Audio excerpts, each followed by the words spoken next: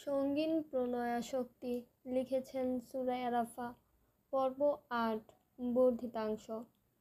সম্পূর্ণ প্রাপ্তমনস্ক ও মুক্তমনাদের জন্য। কীর্তিকের ডুপ্লেক্স বাড়িটা অত্যাধুনিক হলেও পরিধিতে খুব একটা বড় নয়। নিচতলায় হল আর গ্রেস ছাড়া আলাদা কোনো শোবার ঘর নেই, আর উপরতলায় একটা মাস্টার বেডরুম, যেটা কীর্তিকের নিচের। অন্যটা গেস্ট রুম, সেখানে আপাতত অরুরা থাকে। এছাড়া একটা রুম রয়েছে, সেটা কীর্তিকের ব্যক্তিগত জিমনেশিয়াম। তবে এই পুরো বাড়িতে সব থেকে যেটা সুন্দর তা হলো দুই সাইডে দুটো টানা ছাদ বারান্দা, আর তার একটাতে রয়েছে মিনি সাইজের একটা সুইমিং পুল। ওই 2-3টা বাথটবের সমান পানি হবে আর কি। মূলত এটা ব্যবহারের থেকে সৌন্দর্য বর্ধনের জন্যই বেশি তৈরি করা হয়েছে। সন্ধ্যারাতে ফ্লাগ্রেন্স মোমের লালচে আলোতে পুলের অগভীর নীল পানিটুকু ঝিলমিল করছে। দেখলে মনে হবে কোনো জাদুকরের তন্ত্রমন্ত্রের ফল। তাতেই আপাতত পা ডুবিয়ে বসে আছে এলিসা, অর্ণব, সায়র আর ক্যাথলিন।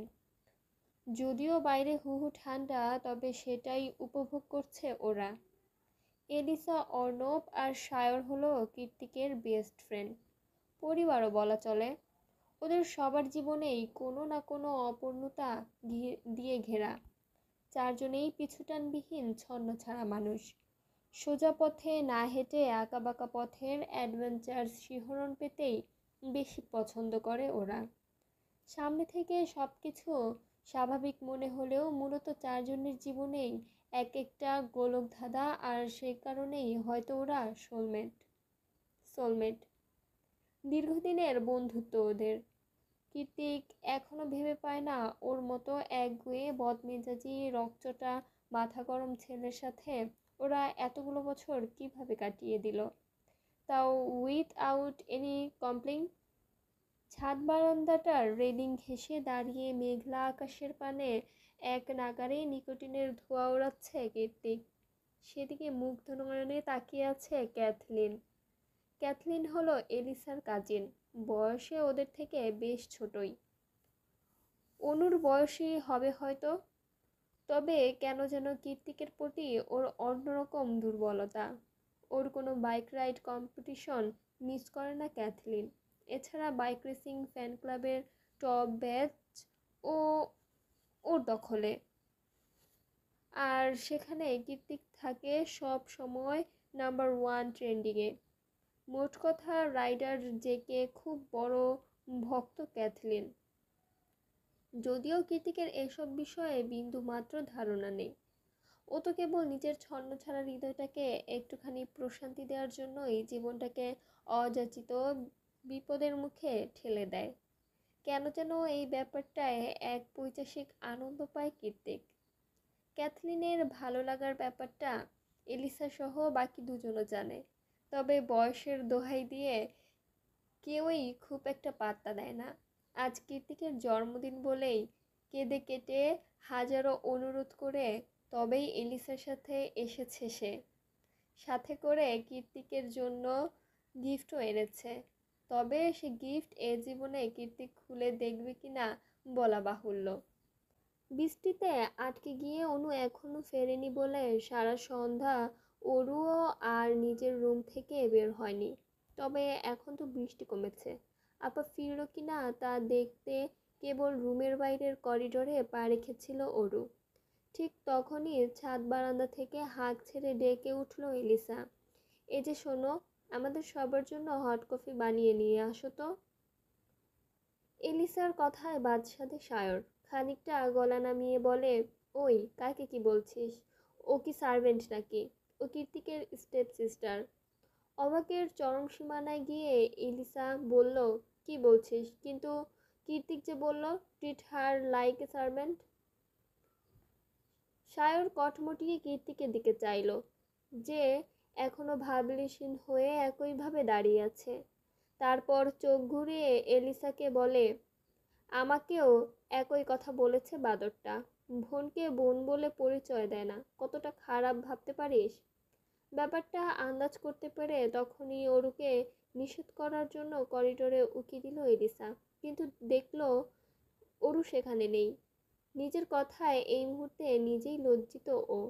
তাই কীর্তিকের দিকে তাকিয়ে কটমটিয়ে বলল, দাঁড়া, আমি দেখাচ্ছি ওকে। ওদের কথা শুনতে না পেয়ে অর্ণব গোয়েন্দাদের মতো সন্দিহান হয়ে প্রশ্ন ছুড়ল, এই কি বলছিস তোরা ফিসফিসিয়ে? আমার নামে কিছু নয় তো? আমাকে নিয়ে কিছু বললে কিছু একদম পার পাবি না বলে দিলাম, সব বের করে ফেলবো। সায়র বিরক্ত হয়ে চোখ উল্টে বলল, ভুলে যাস না অর্ণব, তুই একজন হ্যাকার, কোনো ম্যাজিশিয়ান নস যে মনের কথা বের করে ফেলবি। ওদের কথার বহরে কীর্তিকও এবার ঘুরে দাঁড়ালো।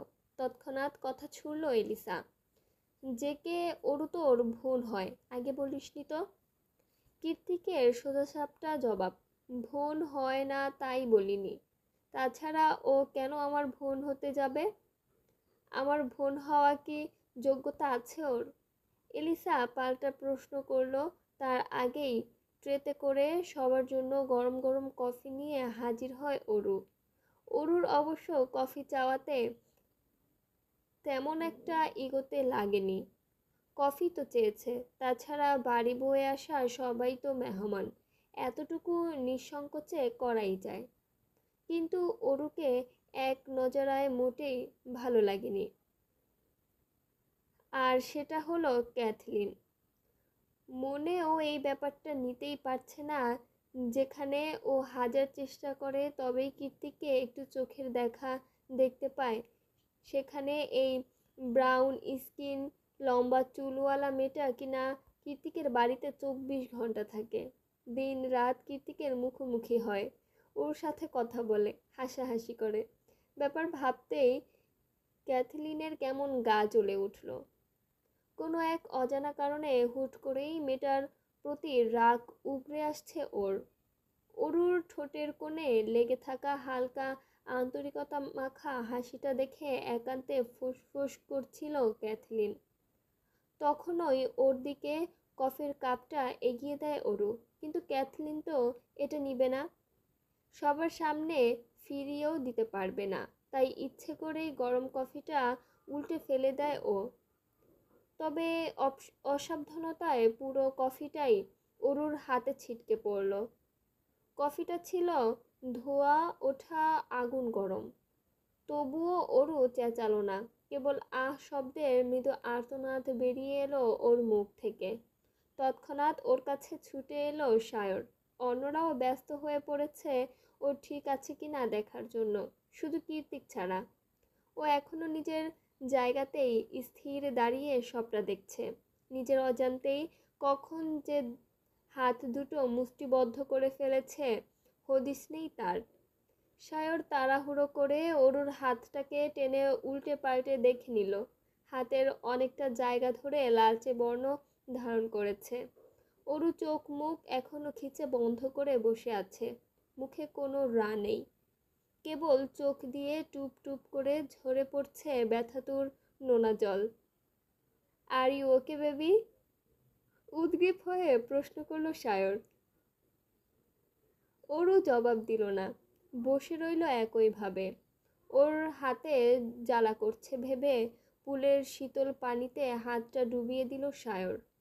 কয়েক মুহূর্ত পরেই পিট পিট করে চোখ খুলল ওরও। ঠান্ডা পেয়ে সত্যিই বেশ আরাম লাগছে এখন। ওদিকে এলিসা ক্যাথলিনের দিকে চেয়ে চোখ পাকাতেই ক্যাথলিন এসে ক্ষমা চাইল অরুর নিকট। I am sorry Aru, I did mean it. অরুর যে রাগ নেই তেমন না, ও দেখেছে ক্যাথলিন ইচ্ছা করে কফিটা ফেলেছে। মেয়েটার কর্মকাণ্ডে রাগও লাগছে খুব, তবুও সবার সামনে মনুষ্যত্ব আর চক্ষু লজ্জার খাতিরে বলল, ইটস ওকে। অনেক তো হয়েছে, অরু ভেতরে যা, আমি মলম নিয়ে আসছি তোর জন্য। অরুর চোখের দিকে অগ্নি দৃষ্টিতে তাকিয়ে খুব স্বাভাবিক ভঙ্গিতে কথাটা বলল কীর্তিক। এই আগুন ঝরা লেলিহান দাবানলের মতো চোখে কোনো মায়া কিংবা কাতরতা ছিল না অরু নিশ্চিত। তাহলে কি ছিল? হিংস্রতা, কিন্তু কেন? এত ভাববার সময় নেই। যেতে বলেছে চলে যাওয়াটাই উত্তম। শুধু শুধু তাদের কোয়ালিটি টাইমে কাবাব মেয়ে হাড্ডি হয়ে গেল ও।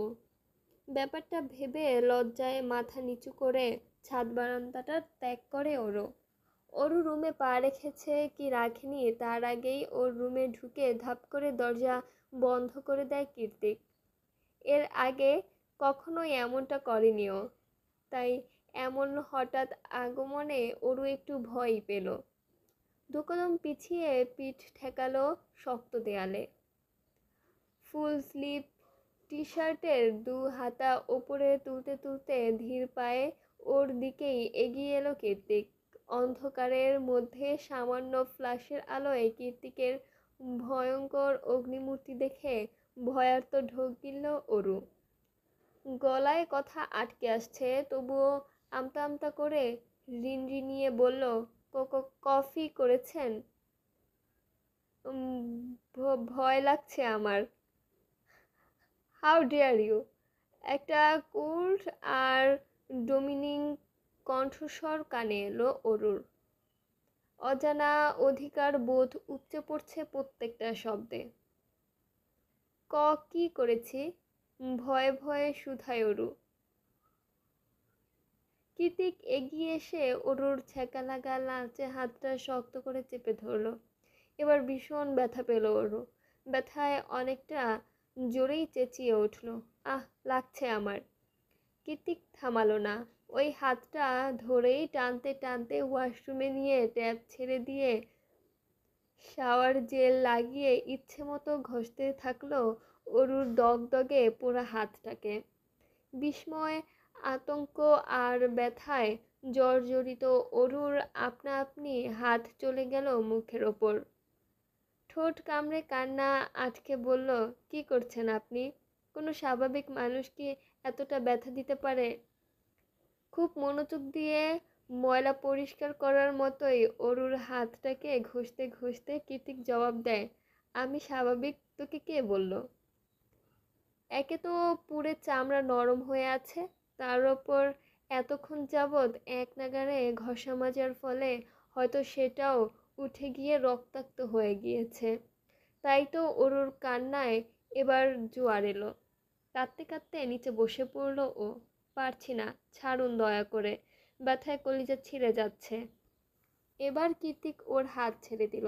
অন্তঃপর ফেনায় ভর্তি হাতটা দু গালে চেপে ধরে বলল, নেক্সট টাইম এমন করলে শুধু হাত নয়, বাথটবে ছুঁড়ে ফেলে পুরো শরীর ধুয়ে তবেই ছাড়বো। আই রিপিট, পুরো শরীর।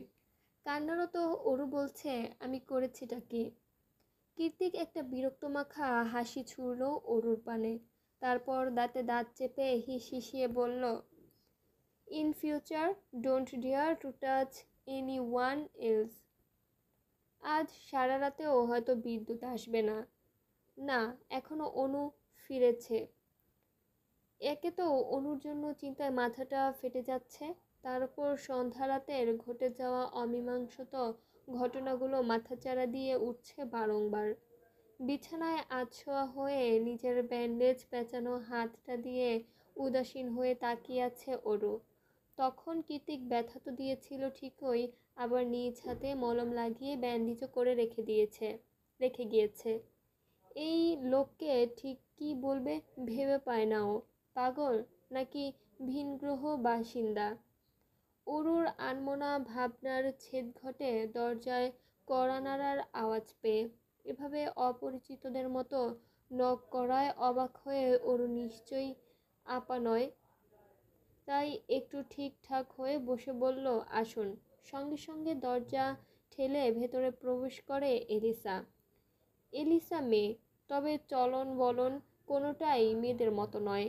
ওর পরনে সেটে আছে কালো স্কিন প্যান্ট আর ক্রিপ টপ, আর ওপরে শীতের ওভারকোট। ববকাটা চুলগুলো গাঢ় বাদামি রঙের রাঙানো।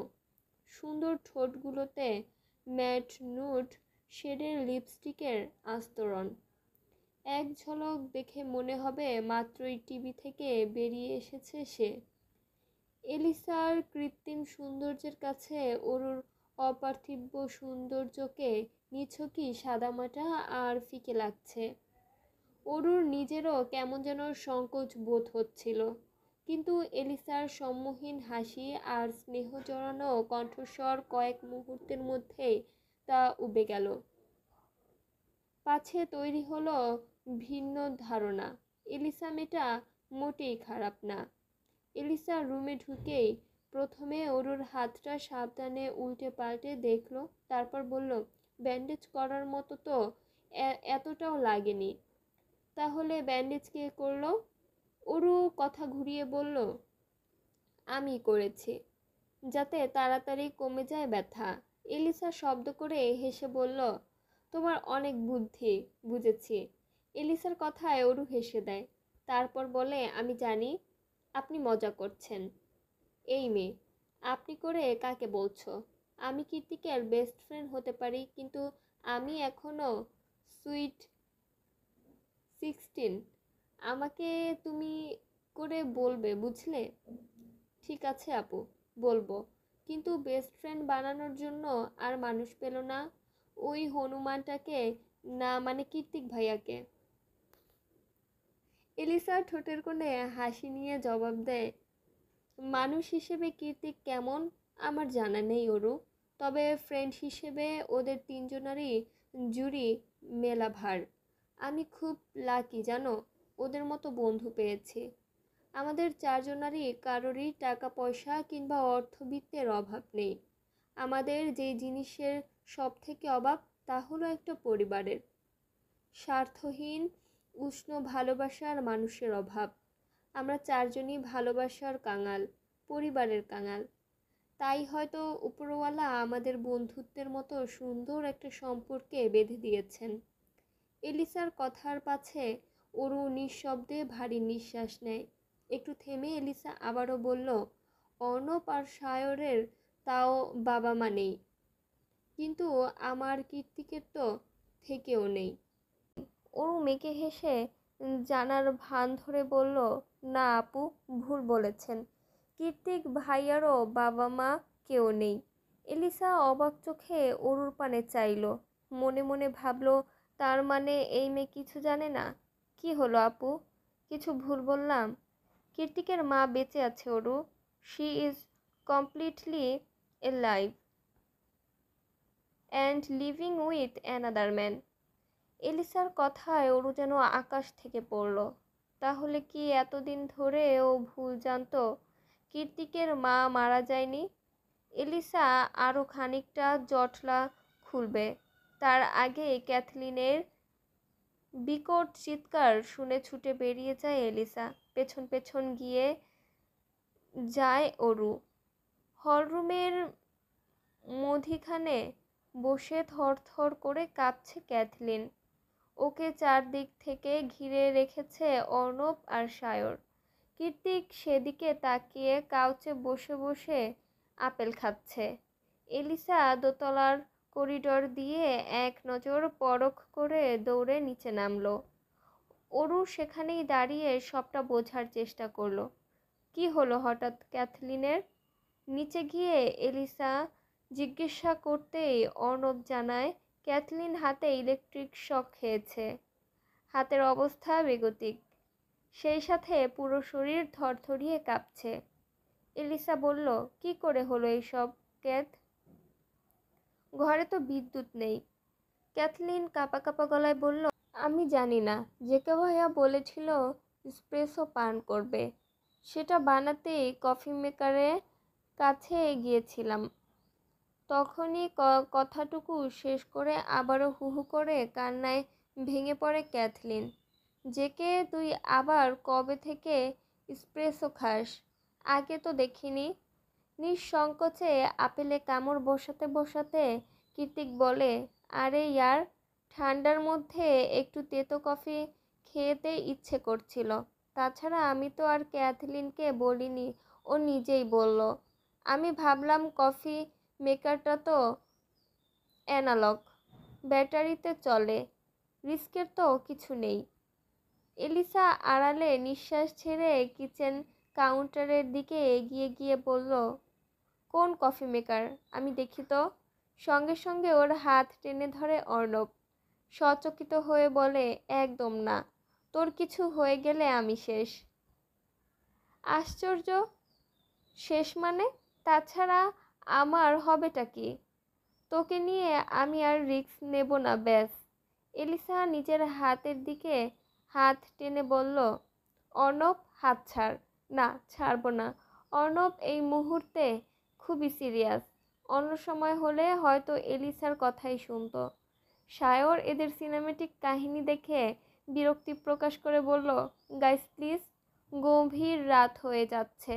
ক্যাথলিন বেচারিকে ডাক্তারের কাছে নিয়ে চল, ওকে চেক আপ করাতে হবে। ওরা সবাই চলে গিয়েছে কয়েক মুহূর্তে মাত্র। অরু এখনো করিডোরেই দাঁড়িয়ে আছে। কৃতিক ওকে লক্ষ্য না করেই বাইরে গিয়ে মেইন সুইচ বোর্ড অন করে দিয়ে আসে। সঙ্গে সঙ্গে আলোকিত হয়ে ওঠে মাঝারি সাইজের অত্যাধুনিক হলরুমের চারিপাশ। অরু ভুরু কুঞ্চিত করে মনে মনে আওড়ালো, তার মানে বিদ্যুৎ অনেক আগেই এসেছে। উনি সুইচ বোর্ড অফ করে রেখেছিল, কিন্তু কেন?